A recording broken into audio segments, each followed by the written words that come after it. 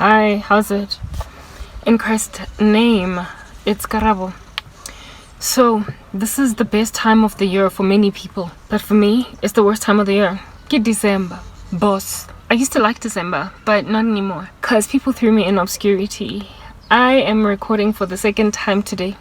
My videos, even though I felt done earlier, because at midday, which it currently almost is, it's like a couple of minutes past midday, they cut the power. Can't sleep at night because I'm under attack. So try to catch up on my sleep during the day, but I can't sleep in that little corrugated iron roof shack joint that has no ventilation. I boil until I start to feel like I'm asphyxiating, like I'm losing breath, and like I'm sweating bullets. So I get out. So I'm in the car catching some fresh air. My car, passenger seat, because people done made me a pigeon. Alright, yeah, I'm chilling in the vehicle so my toes can get some air and the whole of my body, cause nyasha and angwazukulala, and I can't just stare into a ceiling or something, or even take a drive somewhere to pass time, cause story of my random unfortunate life. As in, I'm gonna tell you guys, angisho ngesikhathi anginaso isikhathi kodwa nginaso. Borwa, yes, South African and power cut crisis, whatever. Do you, Nemzans? And so whatever you want to do, because it's what you do anyway. Quelling your corruption, Helena Maitzeo. So do you. God ones tell you, memes gonna tell you story. Me, I'm gonna tell you story. I'm 38. And the situation that I'm going through, I experienced a similar one, but for a much shorter period of time when I was 20, going on 21 or something. Abandonment by family, treating me like I ain't Jack. They've had it in for me. That's what I do. It's my signature. I might as well do a compilation of my many burps. It might just win me the subscribers I've lost, since people adore a lack of decorum on the internet, but as soon as you speak about Jesus, they ain't trying to listen. So since you love to watch mukbangs, maybe you might do a compilation of me burping, because random fruitless stuff is adored online. Anyway, whatever. When I was 20 meager 1 years old of age, all those thousands of years ago, I went through a similar circumstance to the one I'm facing today, but it was much briefer, as in significantly briefer. It lasted 6 months, but it was the worst 6 months of my life because I had no Christ and I wanted to commit suicide. And I got abandoned by family, and I got especially backstabbed by this one cousin of mine. Or what?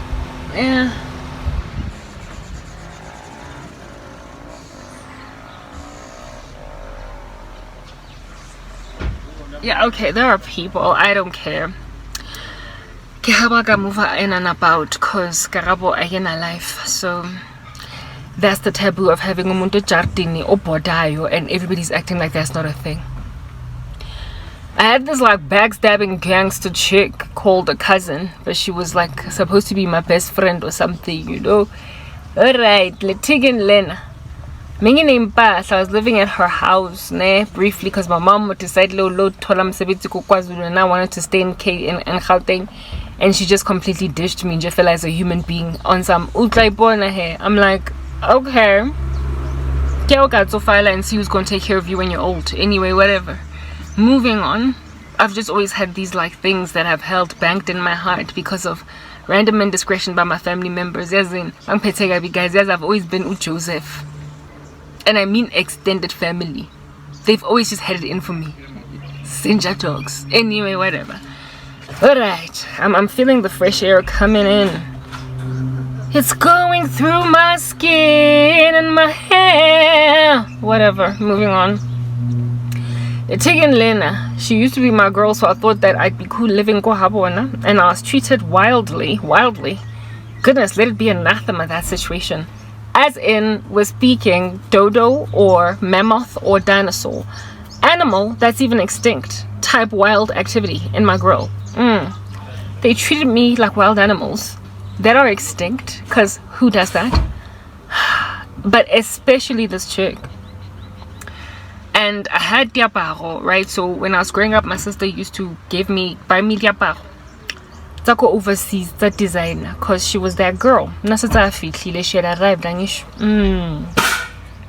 only person that used to treat me like a human being in the family.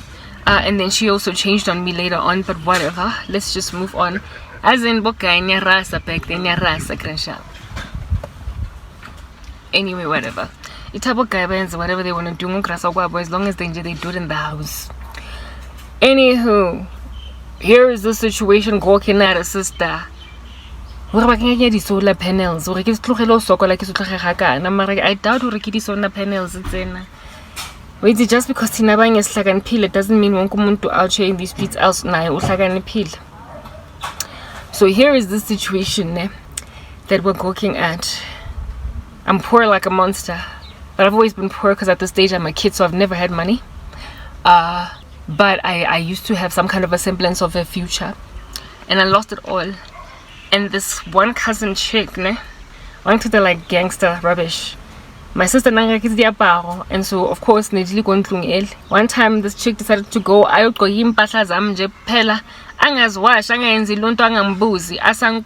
I raised it. I was like, what's up with my clothes? Like, what are you doing? When I asked her this, I was on the phone with her. Guys, outside Liberty Life after an interview that had gone swimmingly, because my interviews go swimmingly. It was the last stage of a multi-part process of getting shortlisted into a learnership program that I had worked like a dog to get into, because who wants to be unemployed? I was forced to drop out of university because my mom wasn't paying my fees, etc. So that learnership was my opportunity to pierce into corporate South Africa. And here is this gangster that has always been competitive with me. Not that I mind it, but anyway, whatever. So herein lies me complaining, what's up with my clothes? And I'm standing outside of the building. Literally, I'm facing Libridge, the Liberty Life building. Walking back, to Brie taxi rank so I can go home. Or North. And I had just finished an interview. First Angela. That went swimmingly. I shall highlight that yet again. Swimmingly. And I'm like, Chicky, what's with you and my clothes? No, I wasn't on the phone here. I was on the phone ka SMS, because when you're poor, you don't got time to be making actual voice calls. Yeah. Send a SMS on some, dude, this thing with you and my clothes, I feel like it's inappropriate. Something about that.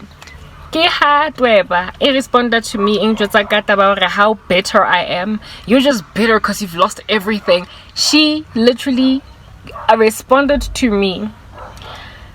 Any other response but what we were speaking about, Diaparo? What does bitterness in my soul have to do with Indabegutu Umoshim Pashazam sisters? Yo, Lomuntu Akipa Inyongo that has always been chilling in her throat. And my response to die gangster. Because maybe gangster at that stage, just gangster and just walking around. No shotoro answer a piece at Ravekushesh. La gangster. My response to her was, when a person is at the lowest place that they are at, when they are super down, the only place they can go is up.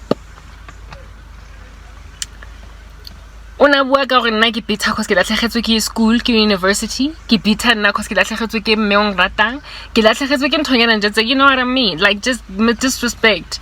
I was the academic school, the one with the bright future. Now all of a sudden I was dusting the streets of Soweto, doing nothing, gathering, you know what I mean, that dust, knees all ashy. And she decided to diss me because of that temporary situation. I'm telling you, Nja dog, Genza, you with your gush that you are revving outside of my general proverbial life. The only place I can go is up since I am down like a dog. Guess what happened next? Next part.